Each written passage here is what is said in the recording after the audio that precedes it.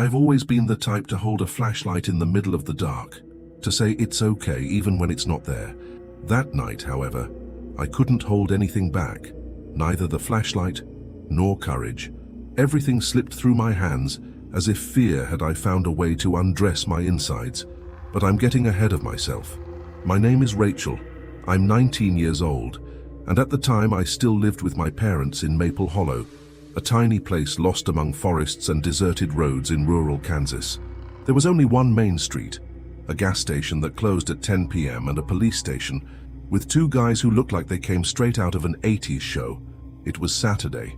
My best friend Ashley managed to convince her parents to let her go to a party in a neighboring town, Riverbend, which was about 40 minutes away. Car, straight road, almost always empty. We were just going to spend a few hours there, dancing a little, drink a few things, laugh, come back early.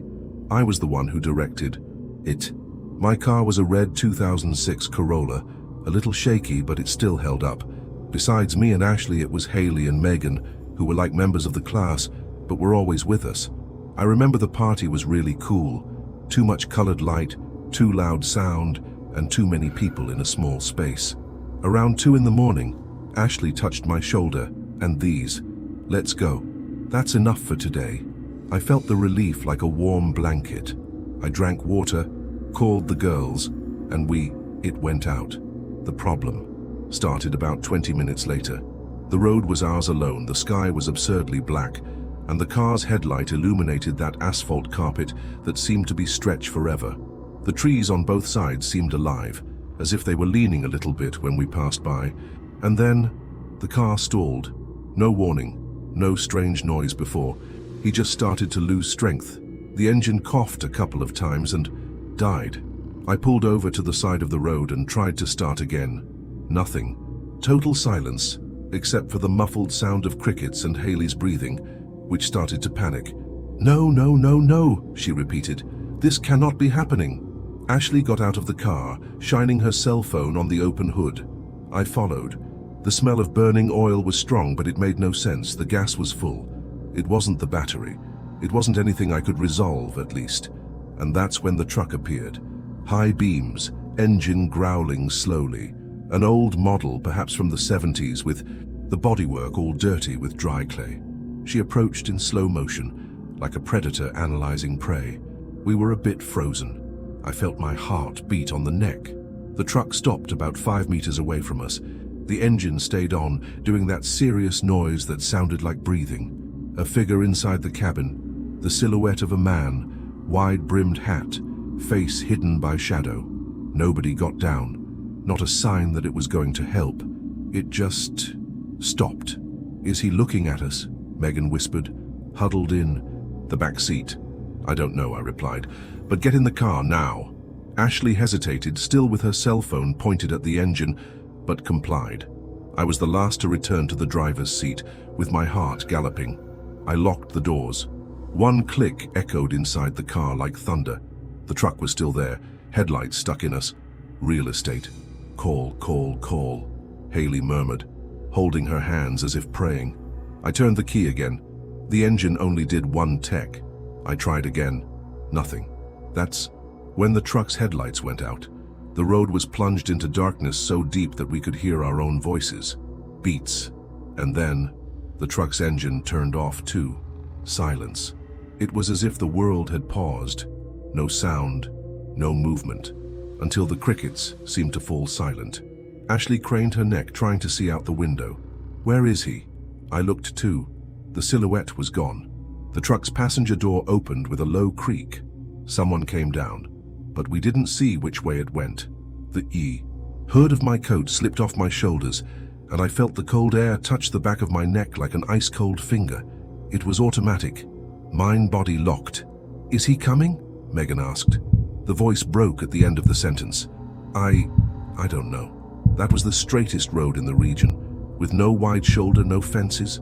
Nothing in between us and the forest. Nothing between us and him. Okay, maybe he's just going to help. Maybe he's just a lost guy like us, I tried to say, but my voice was so thin that it sounded fake even to me. A dry knock-knock on the window next to me. I almost jumped out of my skin. It was him, I couldn't see the face. The hood of the dark jacket hid everything except the hairline. Chin. The skin was very white, almost bluish in the dim light of Ashley's cell phone. He didn't say anything. He just pointed with his finger to the front of the car, as if to say, "Open the hood again." Ashley looked at me. I shook my head. Not fucking, but Haley, perhaps out of pure panic, pressed the button and unlocked the doors. I turned away so quickly that I felt a snap in my neck. "Why did you do this?" "He will help," she said, shaking. "There's no way. We can't stay here." Before I could lock it again, the passenger door opened. He entered. He didn't say anything. He just sat there with his hands in his lap, breathing slowly. The smell of gasoline and something else, rust, perhaps, invaded the car. His skin was wrong, almost poreless, very smooth, like wax. Ashley took my arm. "Rachel, he's not moving. He's just sitting. Get out of the car," I said, looking straight at him. "Get out of the car now." He turned his head towards me, slowly, as if the neck were a piece of stick being bent, the face still in shadow. And then he spoke. The voice was low, shaved, and it seemed like it was coming from inside the chest, as if each word dripped down a rusty tube. They shouldn't have left the road. My blood ran cold. "Like this, the road is safe." He replied, "Not here, no." Then he opened the door and left, slowly, as if every step was rehearsed. He went back to the truck, he started the engine, and he left. We were silent for almost a full minute. Then my car engine started, alone. The car started by itself. I didn't turn the key. I swear to God she had her hands in her lap, still frozen by the presence of that man, if he was a man. The engine started smoothly, as if nothing had happened. The headlights came on alone too, lighting up again that road that seemed to be spit out from the bottom of a nightmare. Only now, there was something wrong with the light. I don't know how to explain. The shine he was no longer white. It had a slightly yellowish tone, as if the headlights were rusty inside. Ashley broke the silence. This isn't normal, Rachel." "No," I replied, still staring at the steering wheel, not having the courage to touch it. Megan began to cry softly in the back seat. Haley just mumbled something unintelligible, repeating, a kind of improvised prayer laced with sobs. "Did he change the car?" Ashley asked. "Did he move when we weren't watching?" I shook my head. He didn't have time. And even if it had, no one starts a dead engine like that way. Finally, I picked up the gear with a shaking hand and put the car in gear. He responded as if had just left the dealership, without a hitch, no choking. The road remained straight. Nothing had changed, and at the same time, everything seemed different. We walked in silence. For about 5 minutes, the tension inside the car was so thick that you could smell it, a mixture of sweat, cheap perfume, and the remnants of that man, as if his presence was still impregnated in the upholstery. It was Megan who noticed it first. "The trees are different." I reduced speed and looked around. She was right. Before, the surrounding vegetation was familiar. Tall pines, thick cypresses, the occasional old sign warning of deer on the road. Now what surrounded us was a forest too. Dark with crooked trees, branches as thin as bones, and trunks covered in an almost black shell, which absorbed the light from the headlights instead of reflecting it. They weren't trees. They were something else. "This isn't Kansas anymore," Haley whispered, hugging her knees. "We shouldn't be here." The asphalt began to change. First cracks appeared, then holes, and then the road stopped being a road and became an uneven dirt path covered in roots. I should have stopped the car. I should have turned around. But something deep, instinctive, it told me that going back would be worse, as if logic itself had broken the moment that man got into our car. "There's a light there," Ashley pointed out. At the end of the path, a structure appeared in the fog that was beginning to form. It was a house, isolated, dark wood with a pointed roof and a covered porch. A yellow lamp hung from the ceiling of the entrance, swaying slightly in the wind. It was the only living thing in that dead landscape. "Let's ask for help," Megan said, her voice broken. Just that. We come in, asks for help, and leaves. I didn't want to. Every fiber in my body screamed not to get out of the car, but I looked for the tank. It was in the red. Shit. It even looked like a bad movie script, but it wasn't a movie. It was real, and we were trapped on a road that didn't exist, surrounded by a forest that seemed to be watching us. I parked the car near the entrance, the headlights still lit, bathed, the porch with that strange light. We go down. The floor was damp earth with tire tracks and footprints, lots of. Too small to be for adults, but too big to be for children. Ashley held my hand. It was freezing. We climbed the porch steps. The wood creaked as if it writhed in pain. I hit at the door. Twice. Nothing. I knocked again, and once again, until the door opened by itself. I pushed slowly. The smell inside hit me like a punch, a mixture of mold, old blood, and iron. The room was lit, only by a fireplace in the corner, the flames of which seemed to burn in slow motion.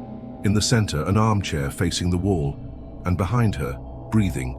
I could hear it, a wet, rhythmic sound, as if someone was there, waiting.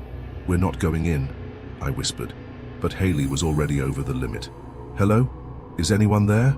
Our car broke down. The chair spun. Haley's scream came a second before she ran back to the balcony, tripping over their own feet. We didn't see the face of the person sitting there, only the eyes. Whites, no pupil, no iris. White like cracked porcelain. Ashley tugged on my arm. "Rachel, let's go, now." But I couldn't move, because I knew that face. For a second, when the creature became visible in the shadows, I saw my father, his face, the same one I saw in the coffin 3 years earlier, at the wake. But my father never had eyes like that. Or did it? A voice came from inside the house, hoarse, suffocated. "Why did you come back, daughter?" The thing got up, and then he ran towards us. I pulled Ashley tight and bolted down the stairs, yelling for everyone to get in the room. Car. Megan was already inside. Haley tried to open the door with shaking hands. I pushed Ashley into the back seat and dove into the driver's seat. I turned the key. The car died again. The thing came out the front door, its feet sinking into the earth as if they were very heavy, white eyes fixed on us. I turned the key again. Nothing. Ashley cried. Megan screamed. Haley punched the dashboard, and then a sound came from the radio. It was off. But even so, a voice came from the speakers. "You were supposed to be dead by now." The car started. I didn't think. I just accelerated. The car jerked, the tires threw up dirt, and the we skidded out of that hell. Looking in the rearview mirror, I saw the thing stopped in the middle of the road, still with the face of my father, still with those eyes that looked like glass cavities. The road seemed to have swallowed the world around us. Nothing else existed, just the car, the darkness, and the feeling that no matter how much we ran, he always would be right behind. The road devoured everything around it. There were no more signs, not even heaven, no recognizable trees, just a darkness that had extended beyond what the headlights could reach, as if the world had been turned off and only the car existed, floating in a void where time was undone. I pressed the accelerator hard, but the car didn't seem to obey normal laws. The speedometer stuck at 40. Even with the foot sunk, the Corolla was barely dragging, as if something was pulling us back, as if the path itself were trying to keep us there. Megan had her eyes closed, repeating, "Wake up, wake up, wake up," like a mantra. Desperate. Ashley was shaking so hard her teeth were chattering. And Haley looked around window with an empty look, as if he had already given up on getting out of there. "Hold on, we're going out," I said, more to myself than to them. But the truth is, I didn't even believe that. That's when the road ended, out of nowhere, no signal, no warning. A black abyss opened in front of us, and I had to brake with everything. The car stopped just inches from the edge, and for a moment, I thought that we were going to fall. I took a deep breath and looked ahead. Nothing. Literally nothing. The world ended there. "And now?" Ashley asked. "I don't know." I left the car running, ready to reverse if necessary. But it was then that I realized there was something in the rearview mirror, somebody in the back seat. I turned sharply, my heart racing. Megan, Ashley, Haley, and one more. Sitting between Megan and Haley, squeezed in the middle, as if it had always been there. A boy. He couldn't have been more than 7 years old. He wore a faded blue t-shirt and a dirty cap. The face was round, stained with mud. The eyes, empty, black as wells, as if nothing lived inside them. Ashley saw it at the same time as me. He gave a choked scream and almost fell out of the room. Car. The boy just looked at me and spoke in the quietest voice I've ever heard. You left him there. You left Michael downstairs.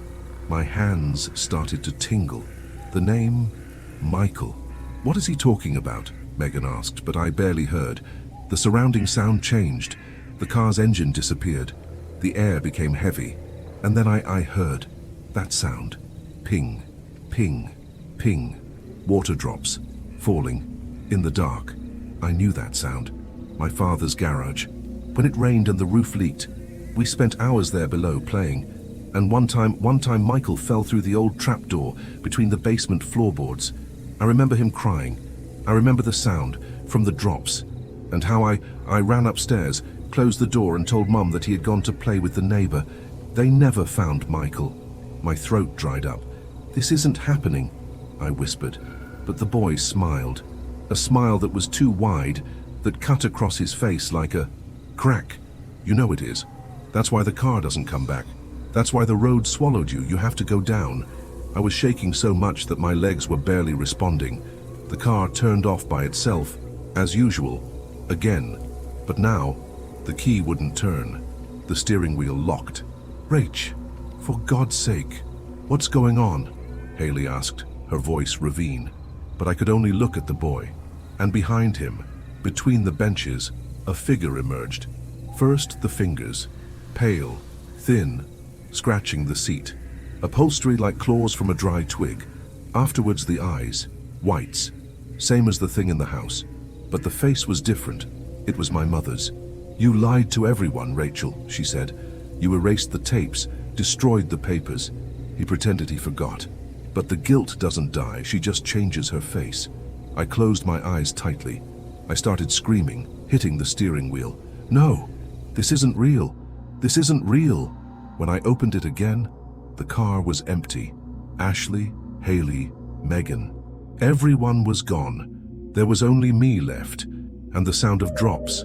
Ping, ping, ping. The headlight flashed, and for a second, I saw the trap door there, right in front of the car. An old wooden cover in the middle of the road, as if the forest had vomited my past.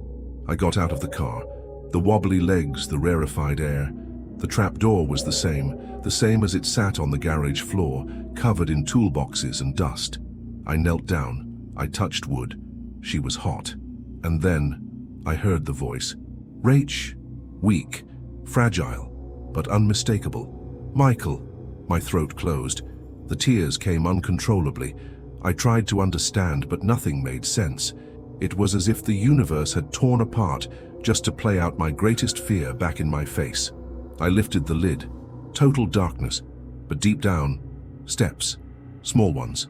And then, a hand, dirty, extended to me. Help me out, please. The smell of rot rose like steam. The hand shook. It was small, real. I could go down. I could fix everything. Finally look at the truth without deviating to look. But then I heard something else. Voices. Rachel, where are you? It was Ashley. Wake up. Get out of the car. I turned. The car was there, headlights on, with the three of them shouting for me. I looked back at the hole. The hand was gone. Instead, something began to rise. It wasn't Michael. It was the thing that wore his face. But now, the face twisted. The skin was oozing, revealing a black skull, empty eyes. The smell was of old meat and burn. I got up, with a scream, and ran. I got in the car again, shaking like a leaf in the wind. Ashley pulled me into the driver's seat. League, you, Vi. I saw him. I saw Michael. Rachel, this isn't real. They're using you. This road is a mirror of what you hide. I turned the key, the car started. The path ahead reopened and the road started to feel normal again. But the rear-view mirror showed something else. The forest closing behind us, like a hungry mouth. And in the middle of it, the white-eyed creature, with the face of my father, my mother, Michael's, and in the end, with mine, smiling. The car advanced. The road resumed its familiar shape. Rusty signs, pine trees lined up. The sound of crickets slowly returning, as if the world was being stitched together, returns in silence. But inside me, nothing came back. Ashley cried softly. Haley and Megan just stared into space. Neither of us spoke until Maple Hollow reappears on the horizon, with its small houses and streetlights flickering, as if that tiny town was the only piece of reality that we had left. I parked in front of my parents' house. Everything looked the same, but I was no longer the same. I went up to my room and looked at myself in the mirror. My eyes, for a moment, I swear by everything, they were white. I blinked. They went back to normal. But in that reflection, behind me, there was a silhouette. Small, dirty. Michael, whispering, "Now you remember. Now, I can leave too." And the mirror cracked.